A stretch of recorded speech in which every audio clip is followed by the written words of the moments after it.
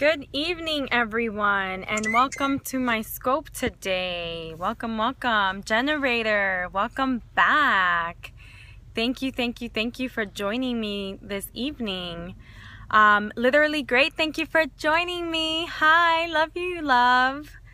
So I'm super excited to bring you this topic today because, one of the things that I want to continue to do with you all is give you resources and connect you to other leaders in the field that you can follow and learn from, because I've learned from them. So today I will be sharing a little bit about that. Hey, love. I love you too. So welcome everyone who is a replay viewer. Welcome to anyone who is new.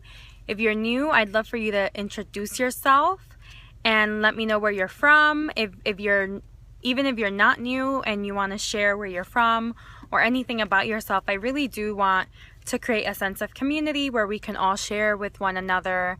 And yes, literally great. Thank you for inviting your followers, and I invite you to invite some friends or share it with all of your followers. We always do want to have as many people on the scope as possible. So the topic for tonight is going to be love languages, and I love the love languages. Gary Chapman, I love Gary Chapman. He was the creator of the 5 love languages, and I just want to talk a little bit about what it is and give you the resource, right? The reference that you can go and find out what your love languages are. So he created these love languages because there arose a need, and he saw a need in relationships for people to really understand their needs and understand how they receive love and how they express love, right? Because often we give love the way we wish to receive love, but not always does that align with what our partner or partners need and want from us. So he saw this need in relationships, and he came up with this system called the 5 love languages. And, in my work and in my personal life, as well as with clients, I've used this love language framework to really help people get clear about, how they receive love and how they give love and their needs in romantic relationships. So let's get into what are they, right? What are the 5 love languages? So the first one is words of affirmation, right? So words of affirmation, if that is your love language, you, above anything else, prefer to receive, words that are encouraging, right? Words like, you look beautiful today. Thank you for, X thing you did. I really appreciate that, right? So really flattering language is the way that person really feels loved. The second one is quality time. And this is people who love to go on date nights. Really, it's about the activities that they engage in together and really embracing that time with one another. Those are people who enjoy quality time, and that might be their primary love language. The next one is receiving gifts. So, and this is not to say that it's like materialistic. I do like debunking that myth that if it's receiving gifts that somehow this person might be materialistic. It's more like you like the details. You like getting flowers. You like getting a card.